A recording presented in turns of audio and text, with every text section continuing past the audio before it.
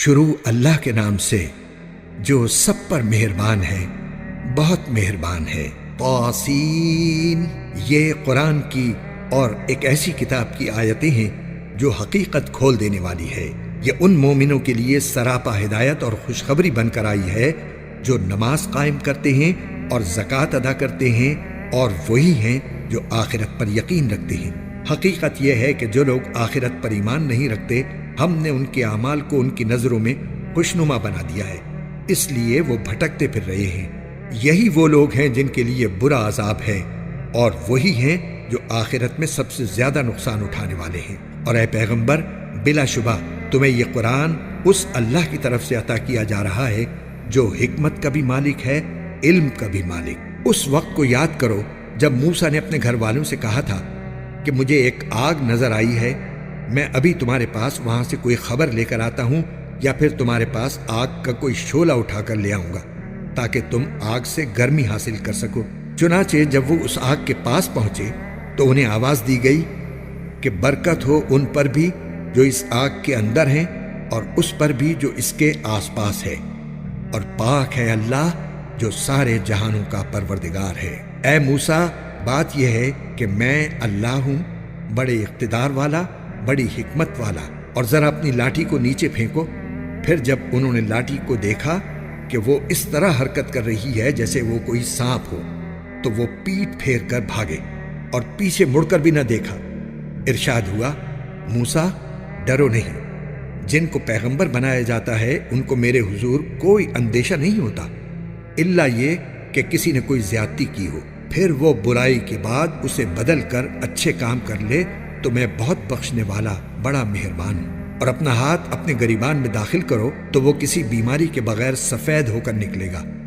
یہ دونوں باتیں ان 9 نشانیوں میں سے ہیں جو فرعون اور اس کی قوم کی طرف تمہارے ذریعے بھیجی جا رہی ہیں۔ حقیقت یہ ہے کہ وہ نافرمان لوگ ہیں۔ پھر ہوا یہ کہ جب ان کے پاس ہماری نشانیاں اس طرح پہنچی کہ وہ آنکھیں کھولنے والی تھیں، تو انہوں نے کہا کہ یہ تو کھلا ہوا جادو ہے۔ اور اگرچہ ان کے دلوں کو ان کی سچائی کا یقین ہو چکا تھا، مگر انہوں نے ظلم اور تکبر کی وجہ سے ان کا انکار کیا۔ اب دیکھ لو کہ ان فساد مچانے والوں کا انجام کیسا ہوا۔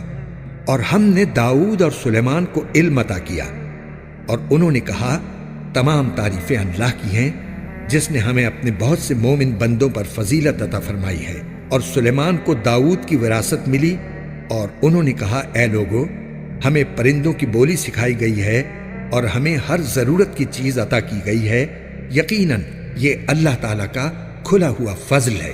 اور سلیمان کے لیے ان کے سارے لشکر جمع کر دیے گئے تھے جو جنات، انسانوں اور پرندوں پر مشتمل تھے، چنانچہ انہیں قابو میں رکھا جاتا تھا، یہاں تک کہ ایک دن جب یہ سب چیونٹیوں کی وادی میں پہنچے تو ایک چیونٹی نے کہا، چیونٹیوں اپنے گھروں میں گھس جاؤ، کہیں ایسا نہ ہو کہ سلیمان اور ان کا لشکر تمہیں پیس ڈالے اور انہیں پتہ بھی نہ چلے۔ اس کی بات پر سلیمان مسکرا کر ہنسے اور کہنے لگے، میرے پروردگار، مجھے اس بات کا پابند بنا دیجئے کہ میں ان نعمتوں کا شکر ادا کروں جو آپ نے مجھے اور میرے والدین کو عطا فرمائی ہیں، اور وہ نیک عمل کروں جو آپ کو پسند ہو، اور اپنی رحمت سے مجھے اپنے نیک بندوں میں شامل فرما لیجئے۔ اور انہوں نے ایک مرتبہ پرندوں کی حاضری لی تو کہا، کیا بات ہے، مجھے ہدہد نظر نہیں آ رہا، کیا وہ کہیں غائب ہو گیا ہے؟ میں اسے سخت سزا دوں گا یا اسے ذبح کر ڈالوں گا، الا یہ کہ وہ میرے سامنے کوئی واضح وجہ پیش کرے۔ پھر ہدہد نے زیادہ دیر نہیں لگائی اور آ کر کہا کہ میں نے ایسی معلومات حاصل کی ہیں جن کا آپ کو علم نہیں ہے، اور میں ملک سبا سے آپ کے پاس ایک یقینی خبر لے کر آیا ہوں۔ میں نے وہاں ایک عورت کو پایا جو ان لوگوں پر بادشاہت کر رہی ہے، اور اس کو ہر طرح کا ساز و سامان دیا گیا ہے، اور اس کا ایک شاندار تخت بھی ہے۔ میں نے اس عورت اور اس کی قوم کو پایا ہے کہ وہ اللہ کو چھوڑ کر سورج کے آگے سجدے کرتے ہیں، اور شیطان نے ان کو یہ سجھا دیا ہے کہ ان کے اعمال بہت اچھے ہیں، چنانچہ اس نے انہیں صحیح راستے سے روک رکھا ہے، اور اس طرح وہ ہدایت سے اتنے دور ہیں کہ اللہ کو سجدہ نہیں کرتے جو آسمانوں اور زمین کی چھپی ہوئی چیزوں کو باہر نکال لاتا ہے، اور تم جو کچھ چھپاؤ اور جو کچھ ظاہر کرو سب کو جانتا ہے۔ اللہ تو وہ ہے جس کے سوا کوئی عبادت کے لائق نہیں اور جو عرش عظیم کا مالک ہے۔ سلیمان نے کہا ہم ابھی دیکھ لیتے ہیں کہ تم نے سچ کہا ہے یا جھوٹ بولنے والوں میں تم بھی شامل ہو گئے ہو۔ میرا یہ خط لے کر جاؤ اور ان کے پاس ڈال دینا، پھر الگ ہٹ جانا اور دیکھنا کہ وہ جواب میں کیا کرتے ہیں۔ چنانچہ ہدہد نے ایسا ہی کیا اور ملکہ نے اپنے درباریوں سے کہا قوم کے سرداروں، میرے سامنے ایک باوقار خط ڈالا گیا ہے، وہ سلیمان کی طرف سے آیا ہے اور وہ اللہ کے نام سے شروع کیا گیا ہے جو رحمان و رحیم ہے۔ اس میں لکھا ہے کہ میرے مقابلے میں سرکشی نہ کرو اور میرے پاس تابعدار بن کر چلے آؤ۔ ملکہ نے کہا قوم کے سرداروں، جو مسئلہ میرے سامنے آیا ہے اس میں مجھے فیصلہ کن مشورہ دو۔ میں کسی مسئلے کا حتمی فیصلہ اس وقت تک نہیں کرتی جب تک تم میرے پاس موجود نہ ہو۔ انہوں نے کہا ہم طاقتور اور ڈٹ کر لڑنے والے لوگ ہیں، آگے معاملہ آپ کے سپرد ہے، اب آپ دیکھ لیں کہ کیا حکم دیتی ہیں۔ ملکہ بولی حقیقت یہ ہے کہ بادشاہ لوگ جب کسی بستی میں گھس آتے ہیں تو اسے خراب کر ڈالتے ہیں اور اس کے باعزت باشندوں کو ذلیل کر کے چھوڑتے ہیں، اور یہی کچھ یہ لوگ بھی کریں گے، اور میں ان کے پاس ایک تحفہ بھیجتی ہوں، پھر دیکھوں گی کہ ایلچی کیا جواب لے کر واپس آتے ہیں۔ چنانچہ جب ایلچی سلیمان کے پاس پہنچا تو انہوں نے کہا کیا تم مال سے میری امداد کرنا چاہتے ہو؟ اس کا جواب یہ ہے کہ اللہ نے جو کچھ مجھے دیا ہے وہ اس سے کہیں بہتر ہے جو تمہیں دیا ہے، البتہ تم ہی لوگ اپنے تحفے پر خوش ہوتے ہو۔ ان کے پاس واپس جاؤ، کیونکہ اب ہم ان کے پاس ایسے لشکر لے کر پہنچیں گے جن کے مقابلے کی ان میں تاب نہیں ہوگی، اور انہیں وہاں سے اس طرح نکالیں گے کہ وہ ذلیل ہوں گے اور ماتحت بن کر رہیں گے۔ سلیمان نے کہا اے اہل دربار، تم میں سے کون ہے جو اس عورت کا تخت ان کے تابعدار بن کر آنے سے پہلے ہی میرے پاس لے آئے؟ ایک قوی ہیکل جن نے کہا آپ اپنی جگہ سے اٹھے بھی نہ ہوں گے کہ میں اس سے پہلے ہی اسے آپ کے پاس لے آؤں گا، اور یقین رکھیے کہ میں اس کام کی پوری طاقت رکھتا ہوں اور امانت دار بھی ہوں۔ جس کے پاس کتاب کا علم تھا وہ بول اٹھا میں آپ کی آنکھ جھپکنے سے پہلے ہی اسے آپ کے پاس لے آتا ہوں۔ چنانچہ جب سلیمان نے وہ تخت اپنے پاس رکھا ہوا دیکھا تو کہا یہ میرے پروردگار کا فضل ہے تاکہ وہ مجھے آزمائے کہ میں شکر کرتا ہوں یا ناشکری، اور جو کوئی شکر کرتا ہے تو وہ اپنے ہی فائدے کے لیے شکر کرتا ہے، اور اگر کوئی ناشکری کرے تو میرا پروردگار بے نیاز ہے، کریم ہے۔ سلیمان نے اپنے خدام سے کہا کہ اس ملکہ کے تخت کو اس کے لیے اجنبی بنا دو، دیکھیں وہ اسے پہچانتی ہے یا وہ ان لوگوں میں سے ہے جو حقیقت تک نہیں پہنچتے۔ غرض جب وہ آئی تو اس سے پوچھا گیا کیا تمہارا تخت ایسا ہی ہے؟ کہنے لگی ایسا لگتا ہے کہ یہ تو بالکل وہی ہے، ہمیں تو اس سے پہلے ہی آپ کی سچائی کا علم عطا ہو گیا تھا اور ہم سر جھکا چکے تھے، اور اب تک اس کو ایمان لانے سے اس بات نے روک رکھا تھا کہ وہ اللہ کے بجائے دوسروں کی عبادت کرتی تھی اور ایک کافر قوم سے تعلق رکھتی تھی۔ اس سے کہا گیا کہ اس محل میں داخل ہو جاؤ۔ اس نے جو دیکھا تو یہ سمجھی کہ یہ پانی ہے، اس لیے اس نے اپنے پائچے چڑھا کر اپنی پنڈلیاں کھول دی۔ سلیمان نے کہا یہ تو محل ہے جو شیشوں کی وجہ سے شفاف نظر آ رہا ہے۔ ملکہ بول اٹھی میرے پروردگار، حقیقت یہ ہے کہ میں نے اب تک اپنی جان پر ظلم کیا ہے، اور اب میں نے سلیمان کے ساتھ اللہ رب العالمین کی فرما برداری قبول کر لی ہے، اور ہم نے قوم سمود کے پاس ان کے بھائی صالح کو یہ پیغام دے کر بھیجا کہ تم اللہ کی عبادت کرو، تو اچانک وہ دو گروہ بن گئے جو آپس میں جھگڑنے لگے۔ صالح نے کہا میری قوم کے لوگوں، اچھائی سے پہلے برائی کو کیوں جلدی مانگتے ہو؟ تم اللہ سے معافی کیوں نہیں مانگتے تاکہ تم پر رحم فرمایا جائے؟ انہوں نے کہا ہم نے تو تم سے اور تمہارے ساتھیوں سے برا شگون لیا ہے۔ صالح نے کہا تمہارا شگون تو اللہ کے قبضے میں ہے، البتہ تم لوگوں کی آزمائش ہو رہی ہے، اور شہر میں 9 آدمی ایسے تھے جو زمین میں فساد مچاتے تھے اور اصلاح کا کام نہیں کرتے تھے۔ انہوں نے آپس میں ایک دوسرے سے کہا سب مل کر اللہ کی قسم کھاؤ کہ ہم صالح اور اس کے گھر والوں پر رات کے وقت حملہ کریں گے، پھر اس کے وارث سے کہہ دیں گے کہ ہم ان گھر والوں کی ہلاکت کے وقت موجود ہی نہ تھے، اور یقین جانو ہم بالکل سچے ہیں۔ انہوں نے یہ چال چلی اور ہم نے بھی ایک چال اس طرح چلی کہ ان کو پتہ بھی نہ لگ سکا۔ اب دیکھو کہ ان کی چال بازی کا انجام کیسا ہوا کہ ہم نے انہیں اور ان کی ساری قوم کو تباہ کر کے رکھ دیا۔ چنانچہ وہ رہے ان کے گھر جو ان کے ظلم کی وجہ سے ویران پڑے ہیں۔ یقیناً اس واقعے میں ان لوگوں کے لیے عبرت کا سامان ہے جو علم سے کام لیتے ہیں، اور جو لوگ ایمان لائے تھے اور تقوی اختیار کیے ہوئے تھے ان سب کو ہم نے بچا لیا۔ اور ہم نے لوط کو پیغمبر بنا کر بھیجا، جبکہ انہوں نے اپنی قوم سے کہا تھا کہ کیا تم کھلی آنکھوں دیکھتے ہوئے بھی بے حیائی کا یہ کام کرتے ہو؟ کیا یہ کوئی یقین کرنے کی بات ہے کہ تم اپنی جنسی خواہش کے لیے عورتوں کو چھوڑ کر مردوں کے پاس جاتے ہو؟ حقیقت یہ ہے کہ تم بڑی جہالت کے کام کرنے والے لوگ ہو۔ اس پر ان کی قوم کا کوئی جواب اس کے سوا نہیں تھا کہ لوط کے گھر والوں کو اپنی بستی سے نکال باہر کرو، یہ بڑے پاک باز بنتے ہیں۔ پھر ہوا یہ کہ ہم نے لوط اور اس کے گھر والوں کو بچا لیا، سوائے ان کی بیوی کے، جس کے بارے میں ہم نے یہ طے کر دیا تھا کہ وہ پیچھے رہ جانے والوں میں شامل رہے گی۔ اور ہم نے ان پر ایک زبردست بارش برسائی، چنانچہ بہت بری بارش تھی جو ان لوگوں پر برسی جنہیں پہلے سے خبردار کر دیا گیا تھا۔ اے پیغمبر، کہو تمام تعریفیں اللہ کے لیے ہیں، اور سلام ہو اس کے ان بندوں پر جن کو اس نے منتخب فرمایا ہے۔ بتاؤ، کیا اللہ بہتر ہے یا وہ جن کو ان لوگوں نے اللہ کی خدائی میں شریک بنا رکھا ہے؟ بھلا وہ کون ہے جس نے آسمانوں اور زمین کو پیدا کیا اور تمہارے لیے آسمان سے پانی اتارا؟ پھر ہم نے اس پانی سے بارونق باغ اگائے، تمہارے بس میں نہیں تھا کہ تم ان کے درختوں کو اگا سکتے؟ کیا پھر بھی تم کہتے ہو کہ اللہ کے ساتھ کوئی اور خدا ہے؟ نہیں، بلکہ ان لوگوں نے راستے سے منہ موڑ رکھا ہے۔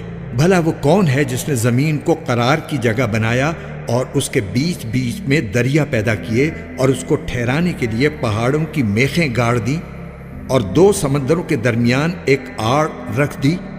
کیا پھر بھی تم کہتے ہو کہ اللہ کے ساتھ کوئی اور خدا ہے؟ نہیں، بلکہ ان میں سے اکثر لوگ حقیقت سے ناواقف ہیں۔ بھلا وہ کون ہے کہ جب کوئی بے قرار اسے پکارتا ہے تو وہ اس کی دعا قبول کرتا ہے اور تکلیف دور کر دیتا ہے، اور جو تمہیں زمین کا خلیفہ بناتا ہے؟ کیا پھر بھی تم کہتے ہو کہ اللہ کے ساتھ کوئی اور خدا ہے؟ نہیں، بلکہ تم بہت کم نصیحت قبول کرتے ہو۔ بھلا وہ کون ہے جو خشکی اور سمندر کے اندھیروں میں تمہیں راستہ دکھاتا ہے، اور جو اپنی رحمت کی بارش سے پہلے ہوائیں بھیجتا ہے جو تمہیں بارش کی خوشخبری دیتی ہیں؟ کیا پھر بھی تم کہتے ہو کہ اللہ کے ساتھ کوئی اور خدا ہے؟ نہیں، بلکہ اللہ اس شرک سے بہت بالا و برتر ہے جس کا ارتکاب یہ لوگ کر رہے ہیں۔ بھلا وہ کون ہے جس نے ساری مخلوق کو پہلی بار پیدا کیا، پھر وہ اس کو دوبارہ پیدا کرے گا، اور جو تمہیں آسمان اور زمین سے رزق فراہم کرتا ہے؟ کیا پھر بھی تم کہتے ہو کہ اللہ کے ساتھ کوئی اور خدا ہے؟ کہو، لاؤ اپنی کوئی دلیل اگر تم سچے ہو۔ کہہ دو کہ اللہ کے سوا آسمانوں اور زمین میں کسی کو بھی غیب کا علم نہیں ہے، اور لوگوں کو یہ بھی پتہ نہیں ہے کہ انہیں کب دوبارہ زندہ کیا جائے گا، بلکہ آخرت کے بارے میں ان کافروں کا علم بے بس ہو کر رہ گیا ہے، بلکہ وہ اس کے بارے میں شک میں مبتلا ہے، بلکہ اس سے اندھے ہو چکے ہیں۔ جن لوگوں نے کفر اپنا لیا ہے وہ کہتے ہیں، کیا جب ہم اور ہمارے باپ دادے مٹی ہو چکے ہوں گے تو کیا اس وقت واقعی ہمیں قبروں سے نکالا جائے گا؟ ہم سے اور ہمارے باپ دادوں سے اس قسم کے وعدے پہلے بھی کیے گئے تھے، لیکن ان کی حقیقت اس کے سوا کچھ نہیں کہ یہ قصے کہانیاں ہیں جو پرانے زمانے کے لوگوں سے نقل ہوتی چلی آ رہی ہیں۔ کہو کہ ذرا زمین میں سفر کر کے دیکھو کہ مجرموں کا انجام کیسا ہوا ہے، اور اے پیغمبر، تم ان لوگوں پر غم نہ کرو، اور یہ جس مکاری کا مظاہرہ کر رہے ہیں ان کی وجہ سے گھٹن محسوس نہ کرو۔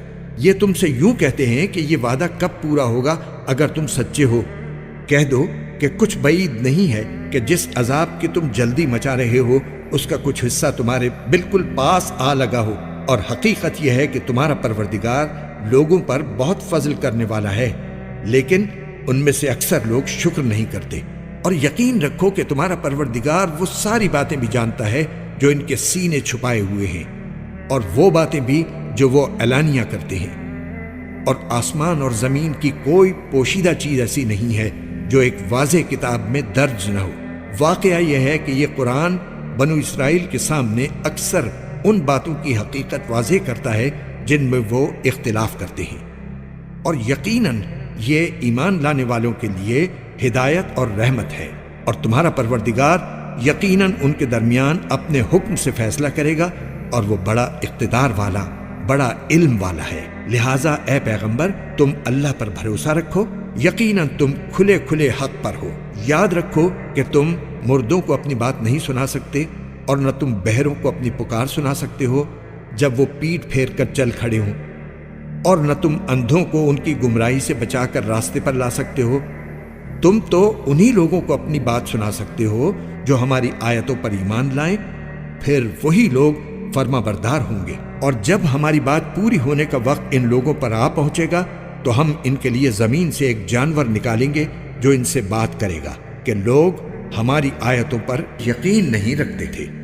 اور اس دن کو نہ بھولو جب ہم ہر امت میں سے ان لوگوں کی پوری فوج کو گھیر لائیں گے جو ہماری آیتوں کو جھٹلایا کرتے تھے، پھر ان کی جماعت بندی کی جائے گی، یہاں تک کہ جب سب آ جائیں گے تو اللہ کہے گا کہ کیا تم نے میری آیتوں کو پوری طرح سمجھے بغیر ہی جھٹلا دیا تھا، یا کیا کرتے رہے تھے؟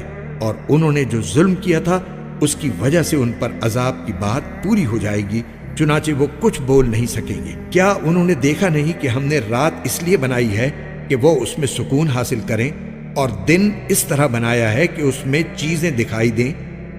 یقیناً اس میں ان لوگوں کے لیے بڑی نشانیاں ہیں جو ایمان لاتی ہیں۔ اور جس دن سور پھونکا جائے گا تو آسمانوں اور زمین کے سب رہنے والے گھبرا اٹھیں گے سوائے ان کے جنہیں اللہ چاہے گا، اور سب اس کے پاس جھکے ہوئے حاضر ہوں گے۔ تم آج پہاڑوں کو دیکھتے ہو تو سمجھتے ہو کہ یہ اپنی جگہ جمے ہوئے ہیں، حالانکہ اس وقت وہ اس طرح پھر رہے ہوں گے جیسے بادل پھرتے ہیں۔ یہ سب اللہ کی کاریگری ہے جس نے ہر چیز کو مستحکم طریقے سے بنایا ہے۔ یقیناً اسے پوری خبر ہے کہ تم کیا کام کرتے ہو۔ جو کوئی نیکی لے کر آئے گا اسے اس سے بہتر بدلہ ملے گا، اور ایسے لوگ اس دن ہر قسم کی گھبراہٹ سے محفوظ ہوں گے۔ اور جو کوئی برائی لے کر آئے گا تو ایسے لوگوں کو منہ کے بل آگ میں ڈال دیا جائے گا۔ تمہیں کسی اور بات کی نہیں، انہی اعمال کی سزا دی جائے گی جو تم کیا کرتے تھے۔ اے پیغمبر، ان سے کہہ دو کہ مجھے تو یہی حکم ملا ہے کہ میں اس شہر کے رب کی عبادت کروں جس نے اس شہر کو حرمت بخشی ہے، اور ہر چیز کا مالک وہی ہے، اور مجھے یہ حکم ملا ہے کہ میں فرما برداروں میں شامل رہوں، اور یہ کہ میں قرآن کی تلاوت کروں۔ اب جو شخص ہدایت کے راستے پر آئے وہ اپنے ہی فائدے کے لیے راستے پر آئے گا، اور جو گمراہی اختیار کرے تو کہہ دینا کہ میں تو بس ان لوگوں میں سے ہوں جو خبردار کرتے ہیں۔ اور کہہ دو کہ تمام تعریفیں اللہ کی ہیں، وہ تمہیں اپنی نشانیاں دکھائے گا، پھر تم انہیں پہچان بھی لوگے، اور تمہارا پروردگار تمہارے کاموں سے بے خبر نہیں ہے۔